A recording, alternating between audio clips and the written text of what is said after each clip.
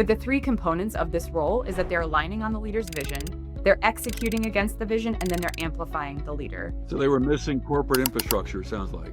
Yeah, but they've been running, for 47 years. What a chief of staff is really good at is pointing them at just this ambiguous sort of blob of a problem, right? So you never really heard of a chief of staff? I had never really had one, but I'd read into a lot of the literature around it to understand kind of what it was. If you have a chief of staff, just watch out for, right? Because it tends to be something that they do. But good chiefs of staff are able to prioritize really effectively. Good morning. This is Julian Castelli. I'm the host of the Growth Elevated Leadership Podcast, where each week I talk with inspirational leaders and entrepreneurs in the tech industry and beyond. Past guests have included CEOs and CXOs of great companies like Workfront, CHG Healthcare, Pathology Watch, In Moment, Canopy, the San Francisco 49ers, and many more. This episode is brought to you by Growth Elevated.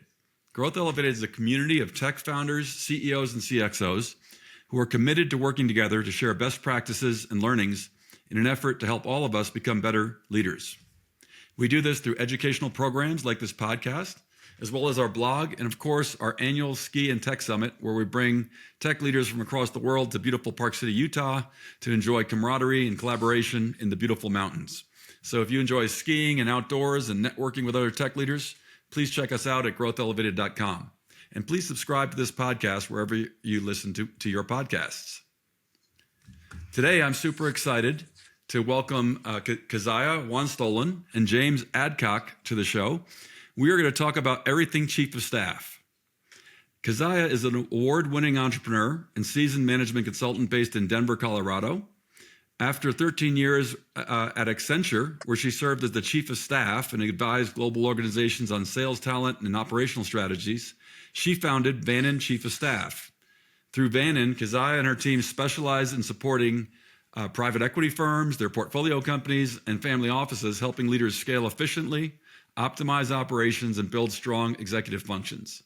Keziah has been recognized for her leadership and innovation, earning a spot on the Denver Business Journal's 40 Under 40 list and being selected for the Goldman Sachs Small Business Program, to 10,000 Small Business Program. James is a seasoned executive and entrepreneur with deep expertise in scaling businesses across transportation, hospitality, and real estate. As CEO of MT Studio Services, he's led the company through a significant period of growth and modernization, expanding its presence from one product service to one of the largest integrated studio service platforms supporting the film and television production industry. James is a strategic operator at heart, and he has effectively leveraged the Chief of Staff model to bridge shortfalls in operational bandwidth while building scalable infrastructure across his ventures. Good morning, Keziah. Good morning, James. Thanks for joining us. Julian, thanks for having us. Good morning. Keziah, when I first met you, you were teaching us how to effectively leverage a Chief of Staff. And that was probably 3 to 5 years ago. And I think the trend of Chief of Staffs had been going for a while there, but it's relatively new. Am I correct in that? When did the Chief of Staff as a position become, maybe see the resurgence that we're seeing now? When did that start? Yeah, so we started the business in 2020. I've been in this space since 2015. So I've been in the Chief of Staff space for a while now, over almost a decade. This all started, as you guys probably know, the Chief of Staff role originates in the government, in politics. In the late 90s, it moved into more of a corporate role. And then we started seeing it in big tech, mid-2015 to 2020. What happened? Yeah, that's when I started hearing about it. You're right. I've heard about it in the presidential office, right? Chief of Staff to the president. But you're right. It kind of came into tech in the last 5-10 years. Exactly. James, when did you hear of Chief of Staff for the first time? Yeah, I was military, and then suddenly it became the thing to have about 10 years ago. Yeah. Yeah, that's what I recall hearing about too. So, Keziah, how did it make the bridge from government to tech or entrepreneurship? So I think what we saw is big tech started bringing it into the leadership to support leadership in 2015 to 2020. But then what happened is post 2020, as you guys all know, the amount of change and the amount of things that started hitting a leader's plate started to multiply in a way that we'd never seen it before, right? If you guys were both running companies at that time, it the amount of change post-pandemic, AI, things like that started happening. And what leaders started to do is look around and go, how can I have someone that's going to help me amplify myself to address all of these things, because I can no longer tackle them in a 40 to 60 hour a week.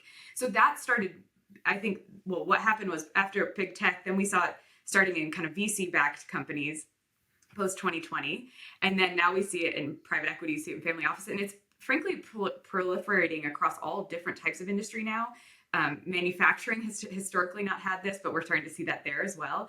And a lot of the leaders are just starting to understand how to effectively use this role. When I started the company in 2020, a lot of people didn't understand a chief of staff, right? They started the conversation with me trying to understand what the role could do. Now I have CEOs calling me saying, I know what this role is. I want one. How can you help me find one, right? The change has been very dramatic in the last 5 years, but I think people are understanding how to use this role to manage all the change that they've had to deal with in the last 5 years. So that's why we're seeing the trend increase rapidly. Well, that makes a lot of sense. It certainly feels like the amount of change and the amount of chaos that you have to manage as a CEO has continued. And this may be a cheat code or a way to manage that.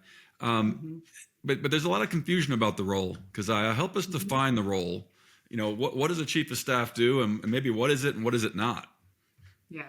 So the simplest way to kind of think about it is that someone sits to the right hand of a leader. They're in charge of coordinating the execution of the leader's vision. And that can take on a lot of different, that can look a lot differently across leaders, right? But the three components of this role is that they're aligning on the leader's vision, they're executing against the vision, and then they're amplifying the leader. That's at the highest level, right? But what that looks like is, aligning on the strategic plan, right? What is the value creation plan, depending on the type of industry you're in, but getting clear on the plan, running quarterly planning. And then execution is running your rhythm of business. So there's a series of things that you need to do to execute against that plan. So that's meetings and communication.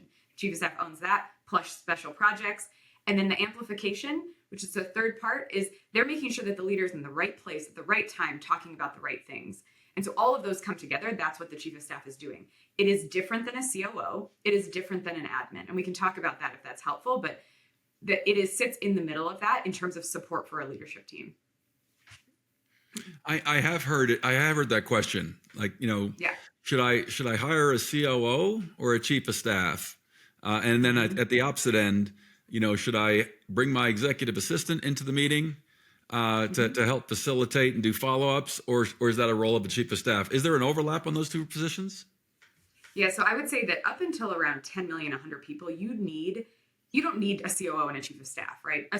What we're talking about at Vannin with chiefs of staff is strategic partners to the leader. So we're not talking about admin. It is in no way the same career track. We're not talking about the same thing. We are saying it's a strategic partner. However, the typical difference as you scale up the business is that the COO then comes in, their C-suite level. A chief of staff is not a C-suite. It is a director, typically director or VP level.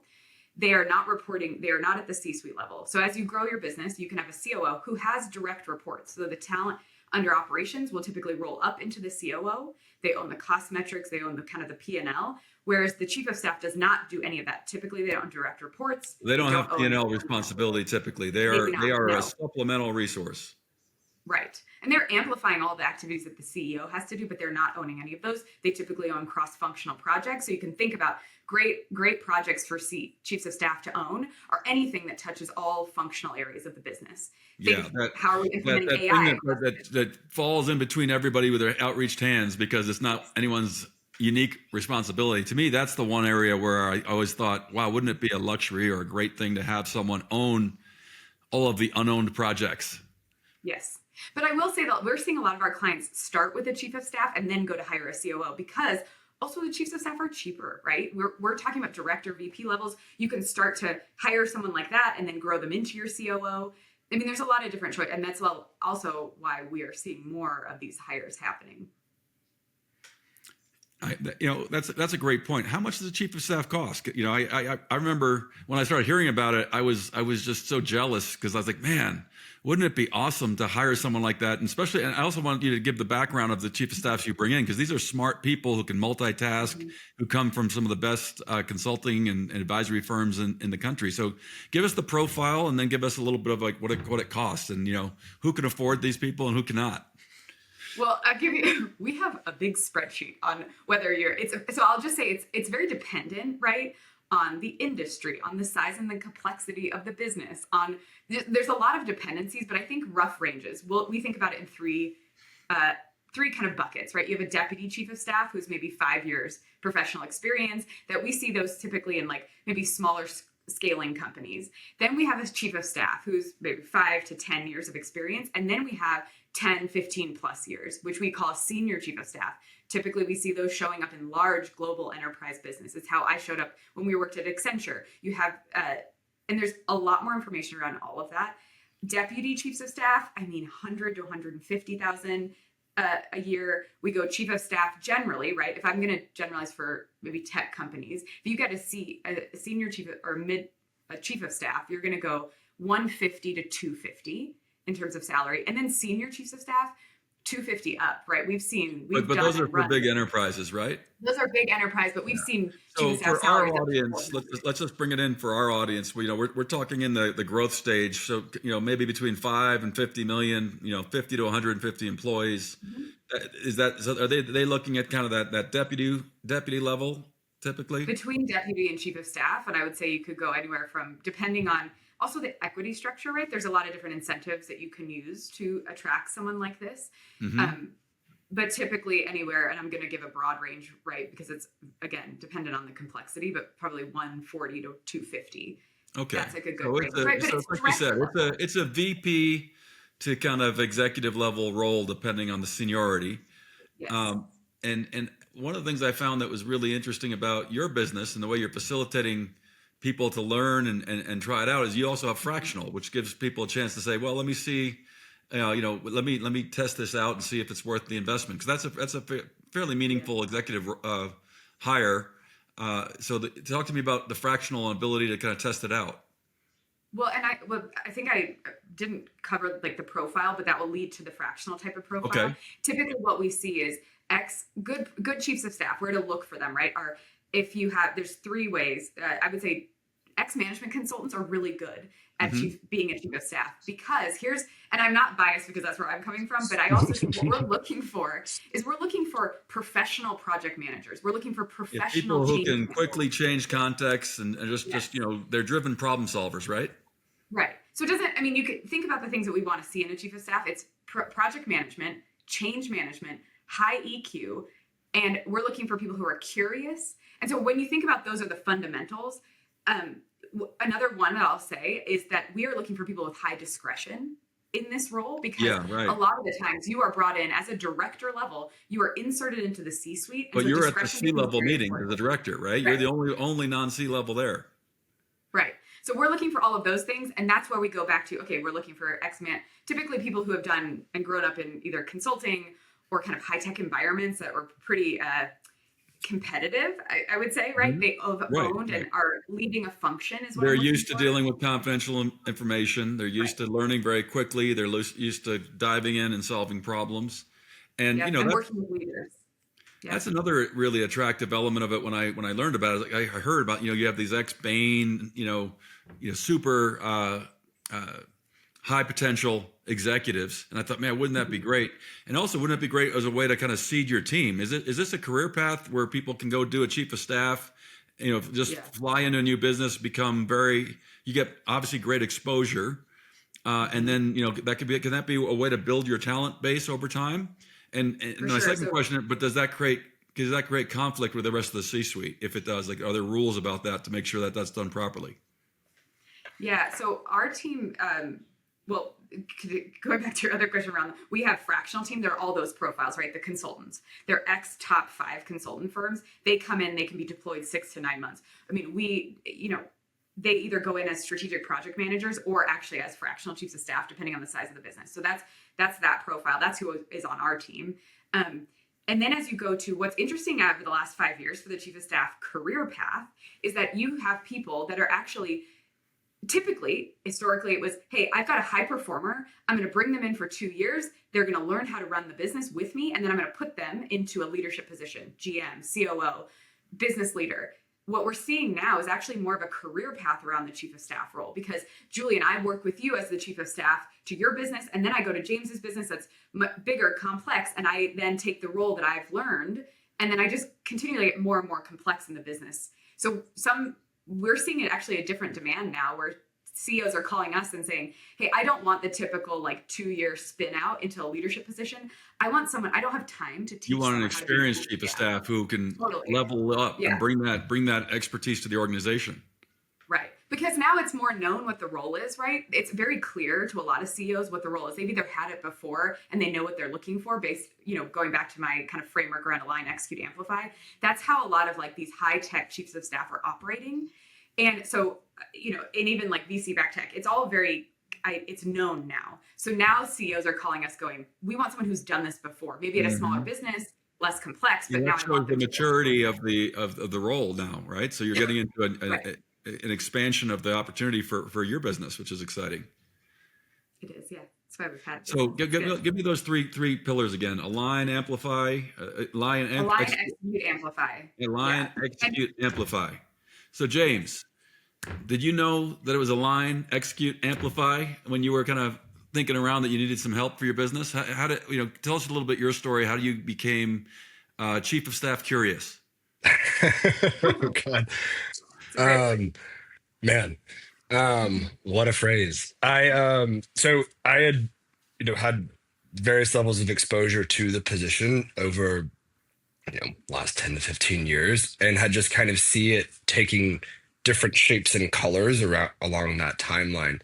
But then when we started, this most recent project in the studio services space, what we found was we were going into companies that were missing, critical customary pieces of company infrastructure. So things like HR or job titles and descriptions, or just there being kind of this unifying glue that holds a group or a company or a team together. So they were missing corporate infrastructure, sounds like. Yeah, but they've been running for 47 years. So and they were these big. Are family-owned businesses, and totally, they've just grown their old-fashioned way, and founder-owned, founder-run, kind of run like an Italian restaurant. No disrespect, but what I mean. It's lots of taste, and lots of emotion, lots of character. Yeah, but honestly, so much talent and institutional knowledge within that.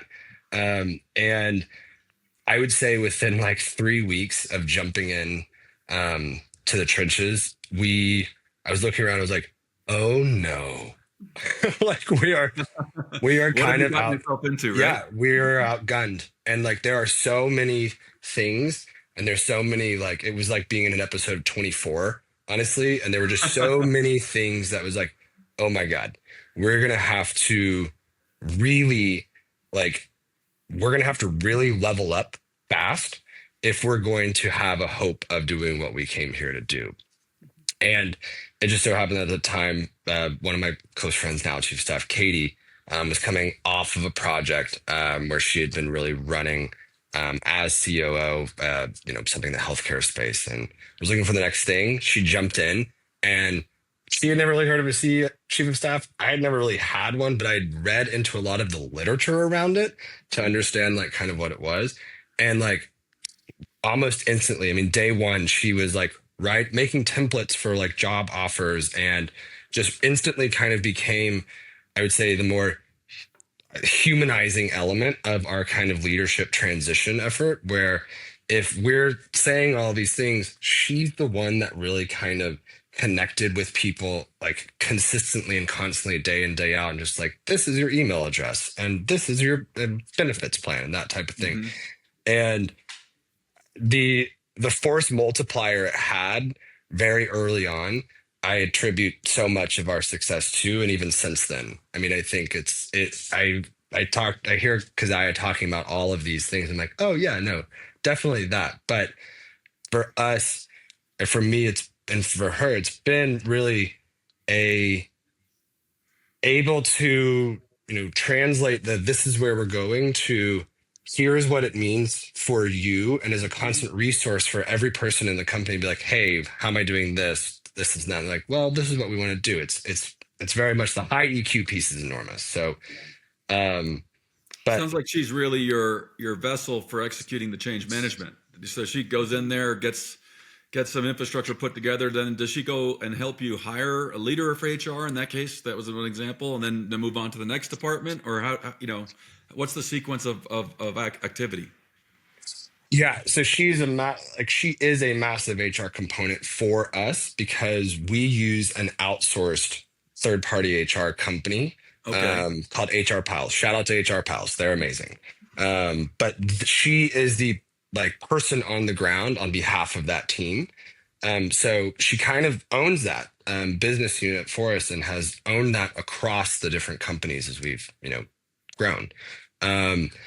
But beyond that, she is the change management kind of owner in a tectonic level. If we're having to move, one of our businesses has 600 trucks and trailers and stuff. So if we're having to move from one lot across LA to a different lot, she's honestly quarterbacking that entire thing with like a month's notice, and it's just like done. Wow. And I heard when I was hearing Keziah talk, I appreciated like the way she was kind of putting the different responsibilities into tying to the titles and the lanes that they kind of fall in. But like conceptually, what I think about is like it's like having a spy, but not like in a bad way. Like they're so versatile, they're so adaptable, and they're able to really, I don't know if spy is really the best word, but it's like they're able to translate and get so many things done as like a one person show, and the cross functional aspect of that, I can't stress that enough. It really is the biggest piece that she does. Is if it touches everything, she's a Right. unifying point and force for something that needs to get done quickly that falls outside the scope of what a more technical subject matter expert COO might Well, be good and at. Julian, can I just add to what James is saying? Yeah, Because I please. think this is how we see effective CEOs leveraging the role. In that, if you think about it, you kind of what a chief of staff is really good at is pointing them at just this ambiguous sort of blob of a problem, right? I have them as a CEO. Every company I- has these problems. Yes. Yeah, they're just, it's a block. I know it's a problem. It's a challenge. I need someone to look at it. And so then you point them at that problem, at that challenge. And then they're able to go and understand what the challenge actually is, right? Because I think Find as the a CEO, I problem. know what it Yeah. is. You point them, they're able to clarify that. They're able to understand what actually is the situation that we're dealing with. Then they're going to establish the people, the process, and the tech that we need to actually go about solving that challenge. And really good chiefs of staff will do all of that and then tell you what happened, right? But a lot of the times, if you have a more junior chief of staff, they'll be able to like understand the situation. They'll kind of say, here's my solution to it, and I'm going to go do it, right? That's what you want in a chief of staff. You want them to be able to be pointed at something like that, address it, and then be able to establish who is going to be the longer term owner of this situation. Now that I've got it all organized, I'm going to hand it to the CFO, the COO, whoever owns it. Yeah, is that a rule? Like you try to, is best practice to make sure that the COOs don't just kind of accumulate a backpack full of ongoing responsibilities so that they can't attack new ones. So they have to have an endpoint. Like they're going to solve the problem, but then they have to hand it off to somebody and put it in the proper department, lane, org structure column. Yes, most of the time. I think that one of the key deliverables that the chief of staff must own, and this, again, it's different for each business, but one of the key deliverables I always coach chiefs of staff to own first is that rhythm of business, which is everything from you all have quarterly board meetings that you spend Sundays getting prepared for. That's the perfect thing to start with the chief of staff taking over, helping you coordinate, getting all the information for the board deck, creating a narrative for you, getting you prepared. Because as a CEO, if you're walking into a board meeting, you spending the time creating the slides is not the best use of time. You being able to articulate the narrative, being clear on what the board requests are, that's the value, right? Mm-hmm. So taking that. So the rhythm of business is quarterly board meetings, monthly executive meetings, the things that we're putting into place to execute against the value creation plan or the plan for the business, right? So have them own that whole thread. That's a great deliverable to have them start with. And then things start, as you start to manage that rhythm of business as the chief of staff, you understand what is red, yellow, green throughout the business. And typically what, again, the chief of staff directive is James has Katie then pointed at the things that are red in that rhythm of business. And then that's a great use of a chief of staff going, okay, here's red, go help this team figure out what's going on and then bring me back a report of what's happening. The one thing I will say though, is that you have to make sure that the leaders of the businesses still own their functional area, right? That's something that's very clear when you set up a chief of staff. It's very clear that your leadership team still owns their areas. Yeah. They're still responsible for it. The chief of staff is not reporting out on the way that on the functional areas of the business. No, right. They can't. And that's, to me, that's where the magic seems to be, right? Because, like you said, the board deck or whatever project that comes up, if you're the CEO, you got like a couple choices, but none of them are great, which says, you tap your CFO or your COO or your CRO, someone say, hey, can you run this extra project, right? And of course, entrepreneurial companies, everyone's going to wear a lot of hats and do some of that. But at some point, that's got to have a strain on the organization. I've been a CFO of dozens of organizations, and I always did the board decks. I always did the special projects, right? Mm-hmm. But that was, taken away from some of the things I might have been able to do, driving value through the finance function. Or I've been a CEO, and I've also, James, let me know if this resonates with you, but I've also had the impulse to just take these things on myself because I don't want to, distract my CTO when he's got to get this thing going, or my head of sales, right? And to me, none of those are ideal scenarios, right? And that's where this is the unlock. Is that perception right? Does that resonate with you, James? Absolutely. I think both of those things you're speaking to are, it's always the temptation to be like the CEO mindset. I'm responsible for everything. I have to own this thing. And I think to Keziah's point, it's, Katie is able to go into some problem that I might not even know about. And she will go develop the solution to like 75 to 90% of the way there. Mm-hmm. And can then very quickly come bring something to me in a format that makes it easy to say like yes or no, but this, and then done. And it doesn't result in her owning like the accounting department at the end of it. It just like has very easily reset and tied it to where she knows we need to go anyway, but still allowed for any kind of tweaking that needed to happen there at the end before it got put into place, and then like we're moving on. Mm-hmm. I think and great. That all of that kept me from having to dive like headfirst into it. Right. And then and now you're solving big rocks, right? Like you're solving key problems, and that's driving your value creation, right? Yeah. I think that's one point I think I'd like to make, Julian, though, is that if you're thinking about this role, it's one of those where if you as the CEO think about where your zone of genius is, right? Where are you going to drive the most value creation for the business? Start to think about that, and then start to go back and look at your calendar of how am I actually spending my time? That's how, right. I've experienced that. You guys have probably experienced it in that. That's why we talk about align, execute, amplify, because if you're actually spending the time that is driving the value creation, then that's a good thing. But most CEOs I think there's some stat that it's like 70% of their time is not on that. And we want to shift that to more into even like a 50-50 split. And so that's the way that I've seen a really good way of you map out the zone of genius, and then you start to go, this is where I should be. What's all the other stuff that I'm doing? And then either delegate that or have a chief of staff come in to help you delegate and manage that, all the other work. So there's lots of ways to do it. That makes a lot of sense. And I can, as a former CEO, I can totally see that being, an incredible relief to have that resource and the ability to focus on execution.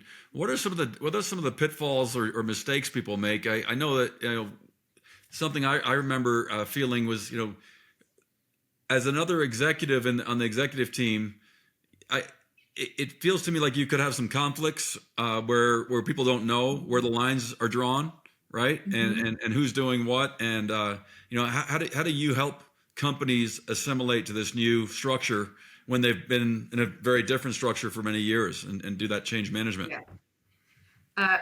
Well, the best tech CEOs I've seen with chiefs of staff are able, one, when you onboard this, you have to communicate clearly what this job is. Why are you bringing this person on? What are their jobs? And anchor it to deliverables. We have job descriptions. We have a set of deliverables that the chief of staff should own, like I mentioned before, but you need to be that explicit with your leadership team.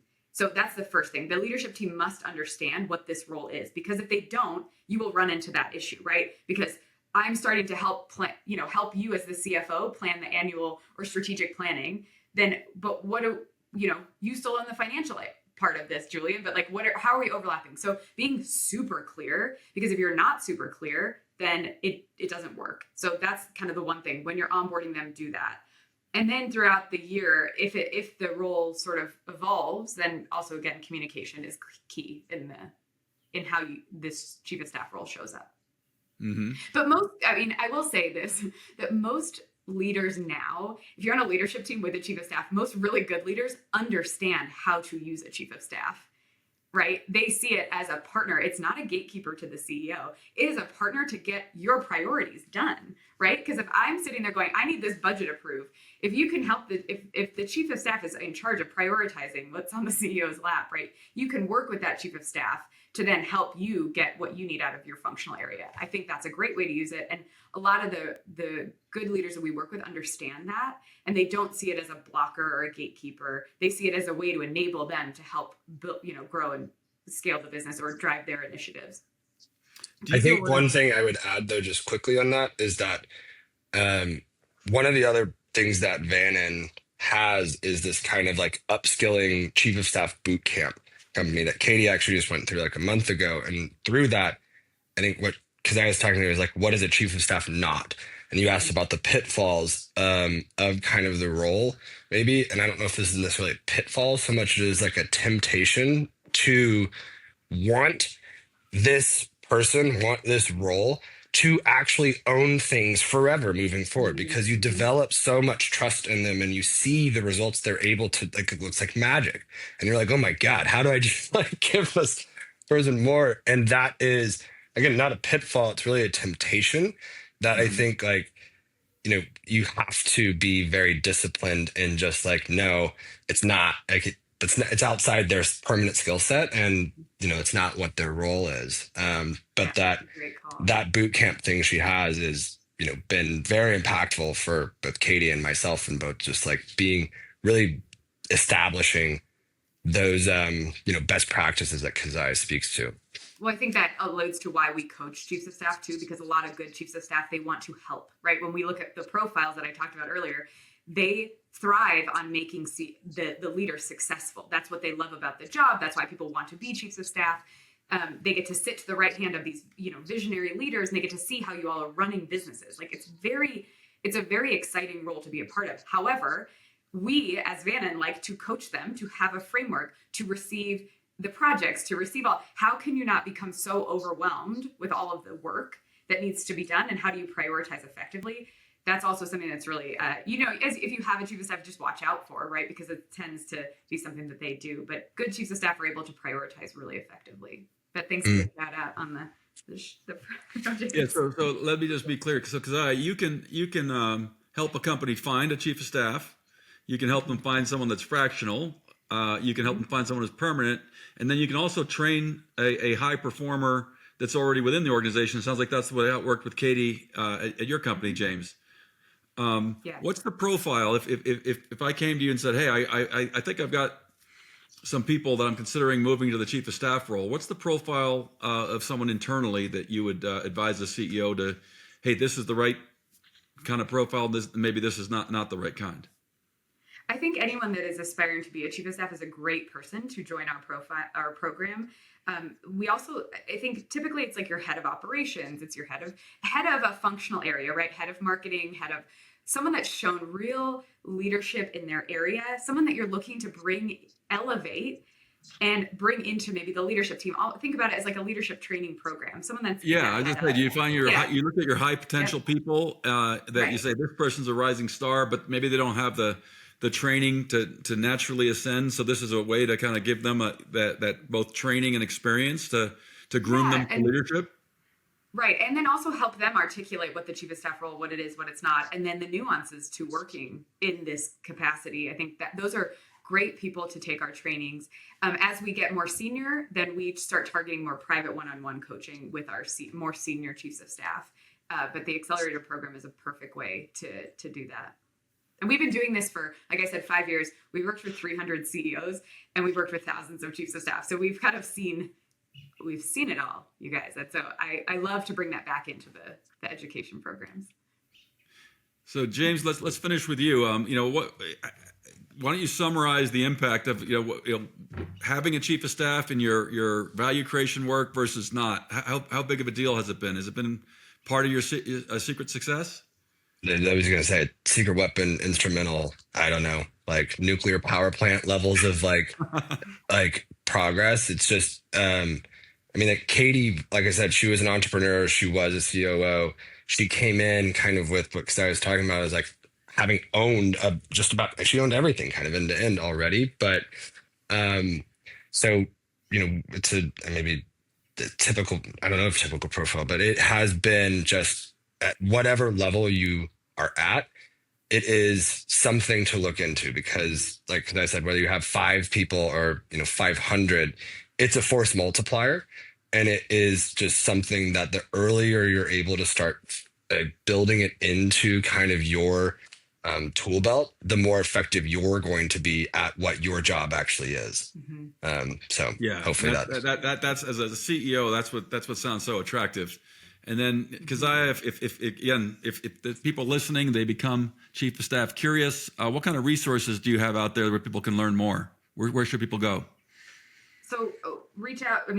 You can reach out directly to me. You can go to our website, which is vanninchiefofstaff.com. Has a lot of resources.